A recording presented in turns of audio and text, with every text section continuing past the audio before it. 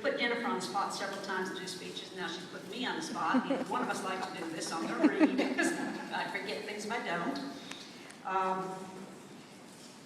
2011 last year started off badly, and it just seemed to get worse each month. In January, my mother-in-law had a stroke that began her final decline. She died March 16th, and then 2 days later, our dog Alvin, who was 17 years old, died. So losing 2 family members in 2 days really hit us hard and broke our hearts. On April 14th, I had my first knee surgery, arthroscopic knee surgery, doing fine until April 27th. Then the tornadoes ran through and destroyed our home. So the 2 and 3 weeks after that were a blur as we started salvaging our belongings, finding a place to live, doing all the paperwork, and dealing with the insurance companies. Then in May, Jennifer's dog, Chewy, was diagnosed with colon cancer and had surgery in July to have the tumor removed. Then all the climbing the stairs, carrying boxes after the tornado did real havoc to my knees, and I ended up going back to the hospital September 2nd to have a total knee replacement.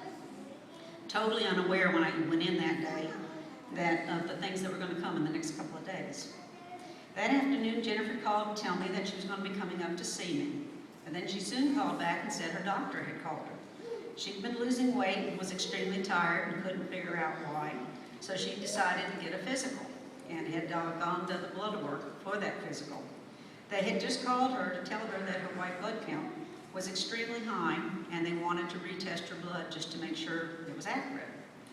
Then, because they thought it could be a possible infection, they told her not to come up and see me, but instead to go to the emergency room, and they ordered blood tests down in the emergency room.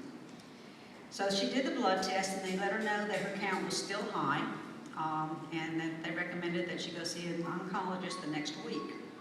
And when she came up and told me that, of course, after everything else that had happened that year, I just saw the dreaded C and thought leukemia. So then that's kind of when I started losing things, on top of everything else that had happened, and thought the worst thoughts, and just knew that my little girl was in trouble. So the next week, she's crying, I'm going to cry. They confirmed that it was chronic myeloid leukemia. So over the next few weeks, we learned more and more about CML and all the other forms of leukemia and lymphoma. We found out that through the dedicated research of doctors and pharmacists, and with a large amount of funding coming through the Leukemia and Lymphoma Society, life expectancy had gone from as low as 5% 30 to 40 years ago to over 90% or higher today. Medicines have advanced to the point that one pill taken daily for the rest of one's life can keep the cancer at bay for years and years, and they are coming up with new discoveries every day. Bone marrow transplants, if needed at all, may no longer be required, at least for many years. So our total despair gradually turned to optimism, and we now take each day with more and more hope. One positive impact is the big change that we've seen in Jennifer. Though I'm sure she has had some bad days, we rarely see her being anything other than her bubbly self, which she always is. She has become active in LLS. She trained for the LLS run in San Diego earlier this year. She's found new friends, and most important, she's found a new goal in life. She knows that LLS research is behind the medical treatment that now allows her to get through most of her days, not even knowing that she has cancer. And knowing that, she wants to give back and help raise funds for LLS and help others that are going through cancer and having rougher times than her. She shows a new strength and determination that we never knew she had. So we, her mom and dad, want to tell her once again that we love her and we're so proud of her.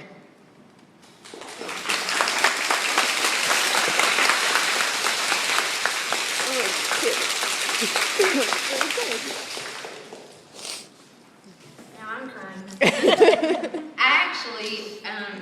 I didn't get to train with Jennifer, but I ran the half marathon in San Diego with Jennifer. And I think she said, when we got there, she said, I've only ran 3 miles at most in my